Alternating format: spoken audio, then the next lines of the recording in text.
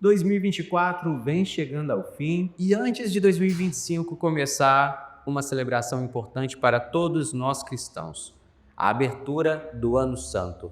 Mas o que seria esse ano tão especial? Quer saber? Então venha comigo e mais uma boa conversa.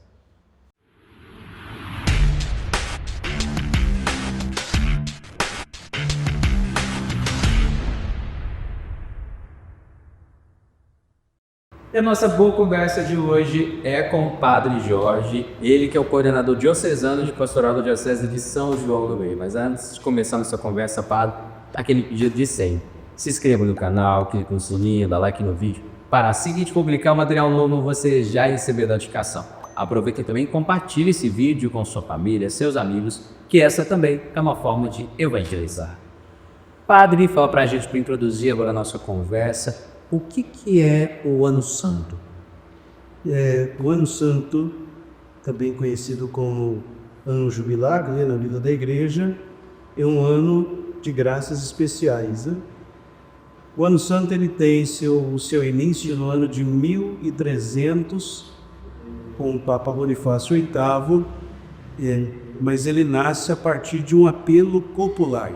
São os fiéis que pedem ao Papa um período de indulgência, não apenas plena, mas pleníssima, ou seja, um desejo de misericórdia, um desejo de uma vivência da indulgência de uma maneira mais profunda na vida da Igreja. Então, é um desejo de reconciliação, do perdão das culpas, também da superação de todas aquelas penas em razão da indulgência plenária, E o que difere o Ano Santo que vai começar agora com os anteriores?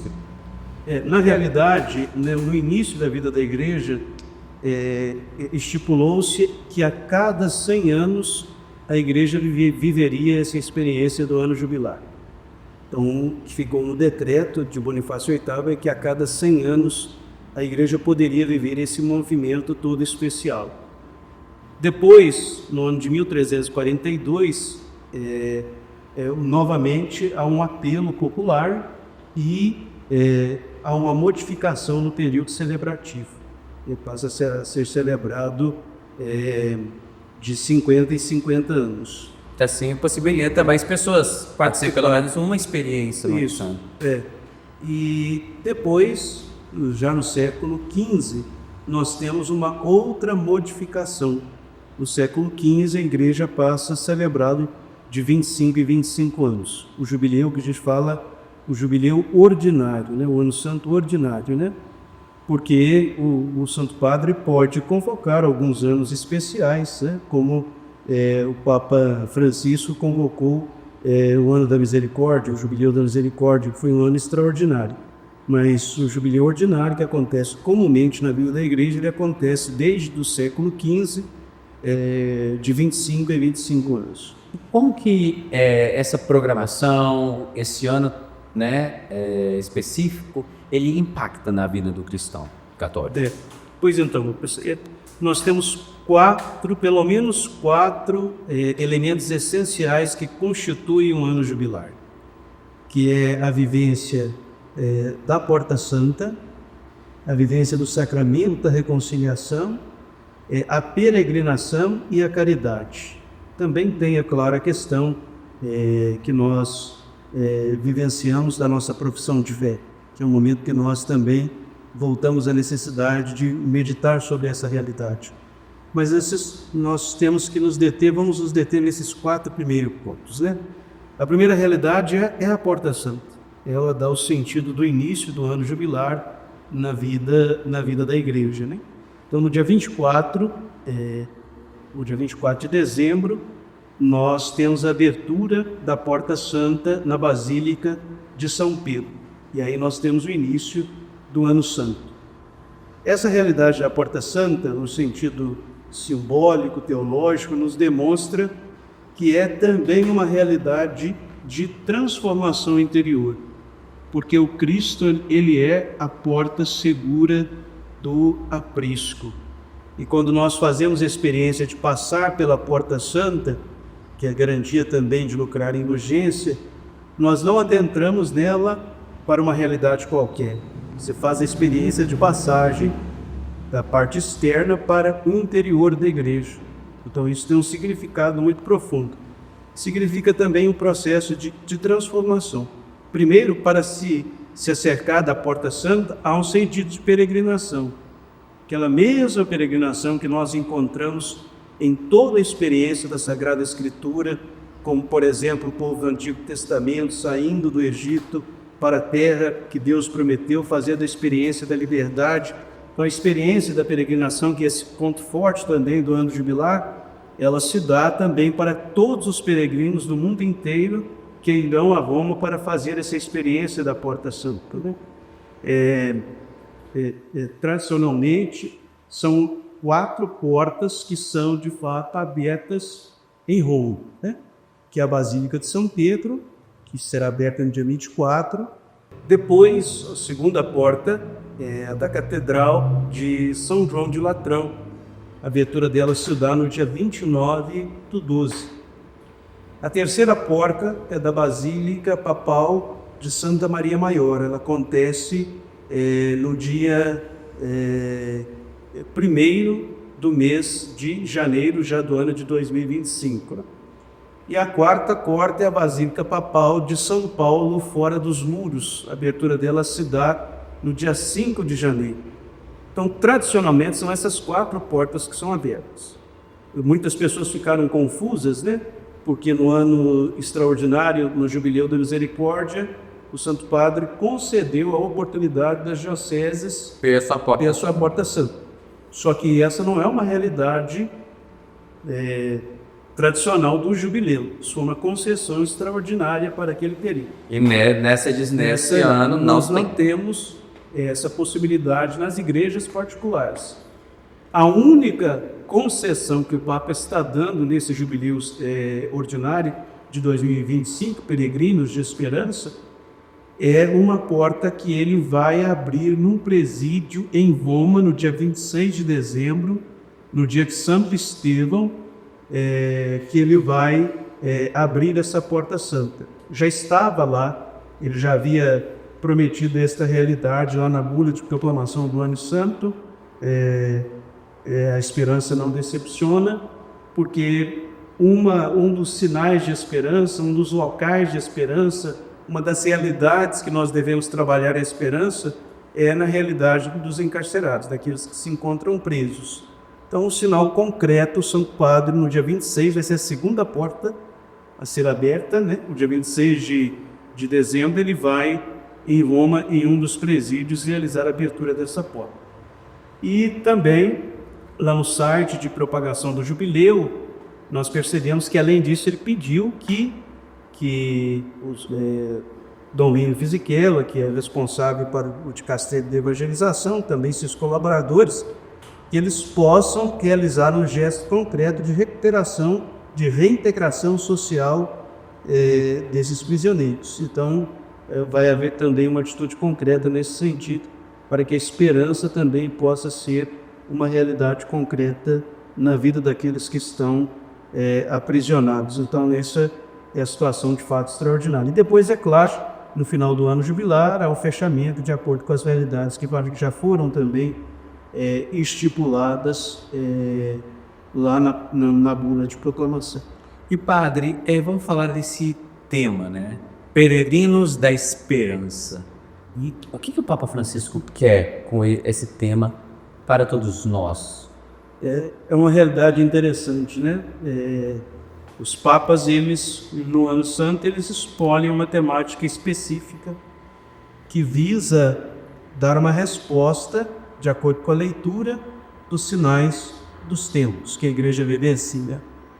Se você parar para pensar em alguns anos santos específicos, por exemplo, no ano de 1950, o Papa Pio XII, ele trabalhou a necessidade da reconciliação, trabalhou a temática também da paz, que nós estamos aí no contexto de pós-Segunda Guerra Mundial. Então, há uma necessidade da igreja naquele período de falar sobre a reconciliação em vista dessa paz, né, que o Evangelho de fato nos pede.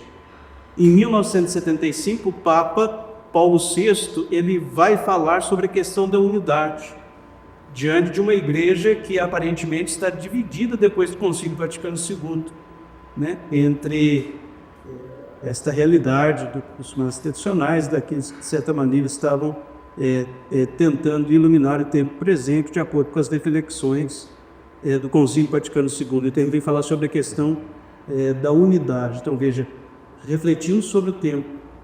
E nesse ano, Peregrinos de Esperança, o Papa Francisco ele quer distinguir entre a grande esperança que a Igreja está, de fato, pregando, das esperanças ilusórias oferecidas pelo tempo presente.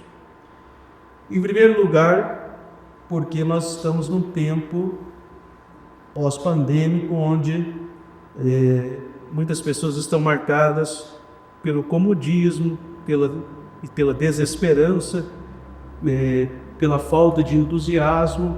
Há uma necessidade de renovarmos esse sentido esperançoso no nosso coração. Em segundo lugar, é importante entender, Dom Rino Fisichella veio ao Brasil, foi a Brasília falar para nós, coordenadores pastorais, para os bispos, né? E ele disse de uma maneira muito clara que é um tempo necessário para a Igreja falar da esperança maior, que é o desejo de vida eterna. Ele disse que esse discurso esta catequese ficou muito tempo apagada, não se falava mais nas homilias, na catequese. Então é necessário falar da esperança maior, que é o desejo de salvação, que é a vida eterna, né? Então que de certa maneira essa temática possa, de fato, ser novamente falada com mais entusiasmo, na força, na ação constante do Espírito Santo, que pede que a Igreja nos fale dessa realidade e distinguir das esperanças frágeis do nosso tempo. O Papa traz, a bula de proclamação, alguns tipos de esperanças frágeis, como o consumismo, a indiferença diante das realidades dos que sofrem, né? A questão das guerras e tantas outras realidades. O ser humano hoje busca uma certa acomodação, quanto a esse comodismo há também, e consumismo impedem de uma esperança maior, como por exemplo na questão da abertura para a vida.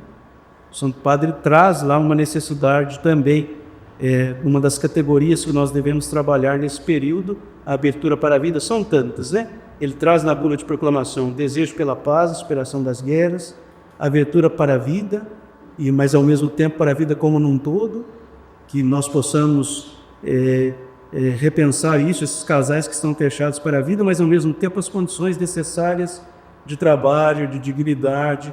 Ele diz que nós temos uma juventude muito disposta para a caridade, mas com poucas oportunidades. Então ele traz também a esperança. A juventude é também uma realidade, uma categoria pensada na bula de proclamação. Pode-se dizer, padre, então, que essa esperança é uma forma de dar uma chacoalhada na comunidade cristã, né? Para buscar resgatar a primícia de tudo, né? A mensagem de Cristo. A opção fundamental pela nossa vida. O que nos move?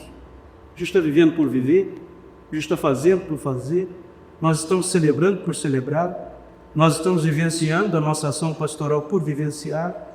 Há uma esperança fundamental que deve condicionar a nossa ação na vida do mundo, que é o desejo de vida eterna. Sem ela, a gente vai continuar fazendo as mesmas coisas por fazer, desanimados, uma vida sem sentido, com essa esperança maior que não decepciona. Todas as outras esperanças frágeis, todas as situações difíceis, as contradições do mundo vão continuar. Mas aquele que tem uma opção fundamental, aquele que está embasado na esperança maior, ele não desiste. Ele consegue driblar e enfrentar dificuldades, porque os objetivos dele são muito maiores. Ou seja, a esperança que não confunde, esperança que não decepciona, que não paralisa.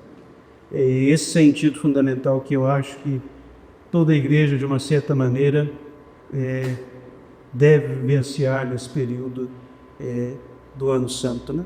Tanto é que uma coisa interessante, né, o logotipo, né, para o Ano Santo, ele traz uma cruz, que a sua raiz é uma âncora, para simbolizar o sentido da esperança, e existem lá 4 pessoas que estão agarradas umas às outras, né?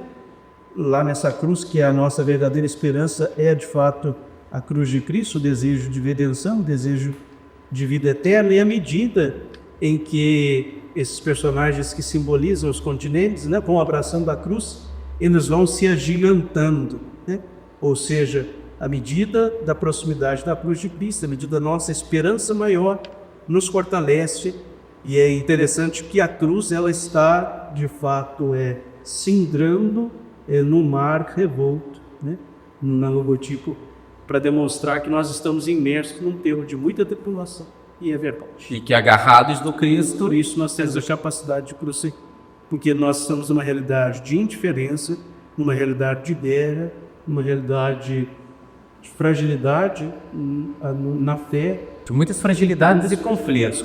Então o símbolo demonstra o tempo presente, mas ao mesmo tempo nos ilumina com aquilo que de fato deve ser a nossa esperança diante das dificuldades do tempo presente. E padre, o Ano Santo tem início no dia 24, véspera de Natal, com o Papa Francisco em Roma. Sim. Mas na Diocese de São João do Rei, a data da abertura do Ano Santo é no dia 29, né? Isso, em todas as igrejas particulares. Todas as igrejas, dia 29. A bula de proclamação do Ano Santo pede que esta abertura nas igrejas particulares aconteça nas catedrais, com um rito próprio, já traduzido para o português. A CNBB já editou esse livro com o rito próprio de abertura. Ele sai de uma igreja até a igreja catedral no dia 29.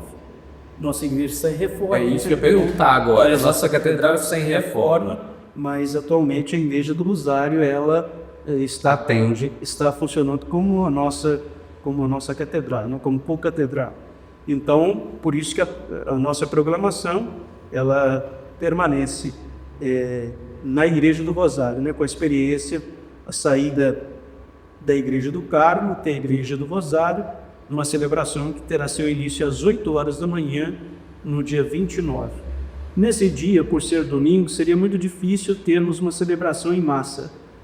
Então, a Diocese optou pela participação dos vigários forãos, dos representantes leigos das foranias, os membros do Conselho Diocesano de Pastoral e todos os sacerdotes que residem na cidade de São João del Rei. Então, provavelmente, nesse dia, pela manhã,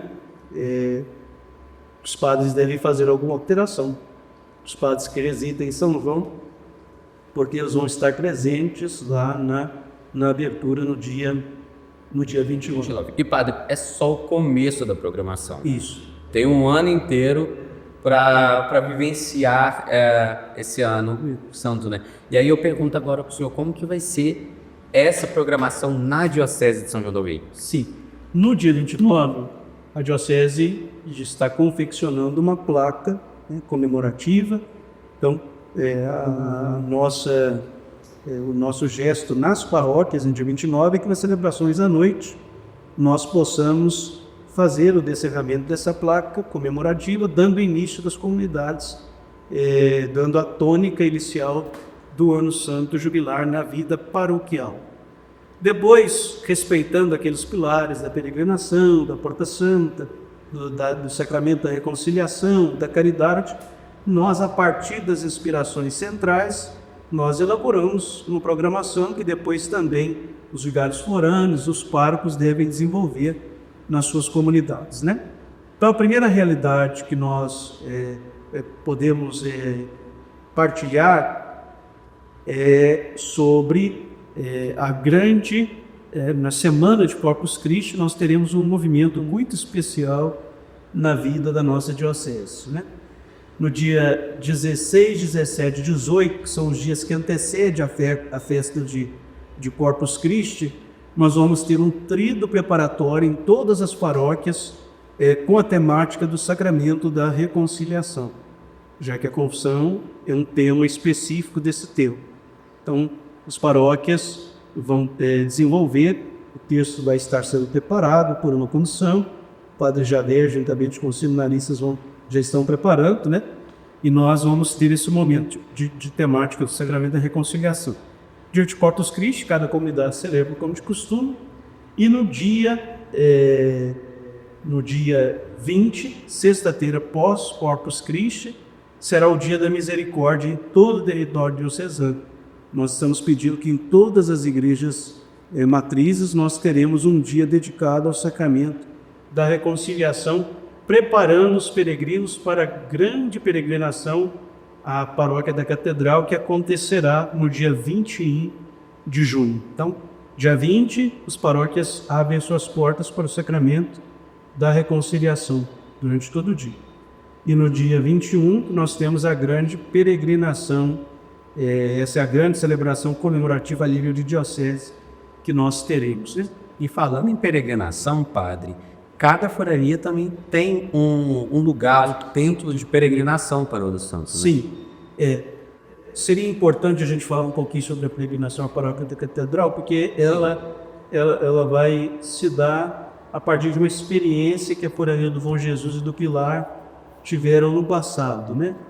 Que é aquele momento em que as imagens, né? As diversas imagens do Bom Jesus, né? Foi aquela procissão partindo de cada paróquia, aquela caminhada até o centro exposto. Sim, naquela uniu o Bom Jesus de Matosinhos, o Bom Jesus do Monte, o Bom Jesus do Lenheiro e o Bom Jesus do Bonfim. Essa mesma experiência nós vamos fazer, porém, numa proporção maior.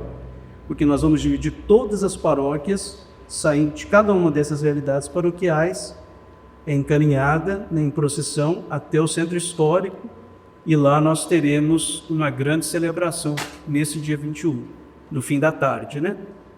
Nesse dia, toda a coleta da celebração, em vista da caridade, que é também um movimento do Ano Santo, será destinada a realidades que ajudam, de fato, os menos favorecidos. Então, nós teremos essa realidade, depois nós vamos falar. Mas também, pela bula de proclamação do Ano Santo, o Santo Padre, embora ele não tenha permitido a questão da Porta Santa nas comunidades, ele deixa como orientação ao ordinário local, ao bispo diocesano, que ele possa estabelecer na sua diocese algumas igrejas que serão sinais de acolhida nas peregrinações, as igrejas indulgenciárias, né? Isso que eu perguntasse, visitar essas igrejas com célere e indulgência plenária. Isso. Em nossa diocese, além da Igreja do Rosário, que hoje está com catedral, né, com a catedral, já é uma realidade pré-estabelecida. Todas as catedrais, pela bula de proclamação, já são um local de peregrinação. Depois, pelo decreto diocesano, né, nós temos as outras igrejas, uma em cada forania, que serão locais de acolhimento, igrejas indulgenciárias, né? Nós temos na forania do Pilar a igreja que está edificada junto às ruínas as ruínas da igreja onde a Beata Inha Chica foi apresentada ao sacramento do batismo, uma realidade muito forte para a vida da nossa diocese, um local de espiritualidade que, de fato, a cada vez mais nós encontramos um caminho de devoção popular muito forte, né? Depois, na forania do Bom Jesus de Matosinhos, o santuário do Senhor Bom Jesus de Matosinhos. Na forania de Nossa Senhora da Conceição, o santuário da Santíssima Trindade em Tiradentes. Na forania de Nossa Senhora de Nazaré, o santuário de Nossa Senhora de Nazaré. Na forania de Nossa Senhora do Porto da Eterna Salvação, o santuário de Nossa Senhora da Piedade em Piedade do Rio Grande. E na forania de Santana, a Igreja Matriz de Santana em Lábios. São essas igrejas que em todo ano jubilar, tendo realizado as condições necessárias para lucrar a indulgência, é uma boa confissão, estando em estado de graça, realizando as orações necessárias e fazendo esta visita especial, o fiel terá a oportunidade de lucrar a indulgência. Aí nós nos perguntamos, né? Mas e os presos? E os acamados? E os enfermos, né? Então, lá na bula de proclamação, junto dela, com um documento em anexo, que são as normas para lucrar a indulgência, lá nós encontramos uma preocupação da igreja para com essas pessoas. Então, tem uma parte muito interessante quando se refere a essas pessoas que estão reclusas, né?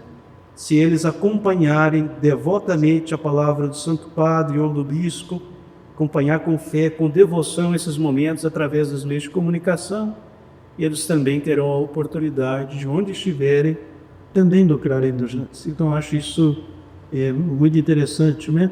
A gente pensar nessa realidade. Aqui, então, os paróquios já estão se movimentando para levar para os enfermos essa notícia, né? Apresentando o calendário das nossas atividades. É muito importante a comunicação nesse momento para levar para essas realidades frágeis toda a palavra do Santo Padre nesses momentos tão especiais, né? Com aberturas, diversas celebrações durante o ano.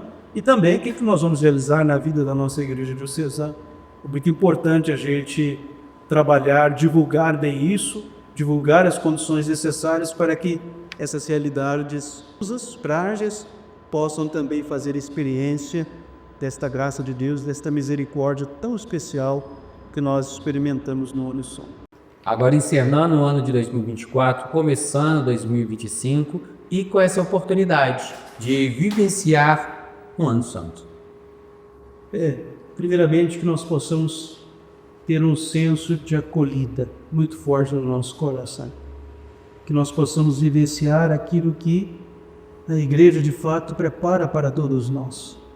Não é necessário inventar a roda nós não estamos aqui para isso, nós estamos para vivenciar algo que simbolicamente parece ser tão simples, mas a realidade da fé vivido com verdadeira esperança, né, que nos pede a igreja nesse período, nós teremos a oportunidade de fato de renovar essa expressão de fé em nossos corações. Então que nós possamos viver com intensidade esse momento, que todos os nossos padres, que o coração no leio, que foi capaz de incentivar a primeira vivência do Ano Santo, a partir de um apelo pela misericórdia pedido ao Santo Padre, que esse coração possa também se sentir integrado nesta vivência do Ano Santo e que nós possamos viver uma bonita esperança de renovação, de entusiasmo em toda a nossa realidade eclesial, para a gente possa viver isso também. Sem dúvida. Padre, muito obrigado por partilhar conosco um pouco do seu conhecimento sobre esse Ano Santo. E muito obrigado você de casa por acompanhar mais uma boa conversa. O convite está feito, a programação você encontra no site da Diocese e você aí pode também aproveitar 2025 para começar nessa vivência e experiência do Ano Santo. Muito obrigado, Padre. Muito obrigado a você de casa. Semana que vem temos mais um encontro marcado, viu? Um grande abraço, fiquem todos com Deus.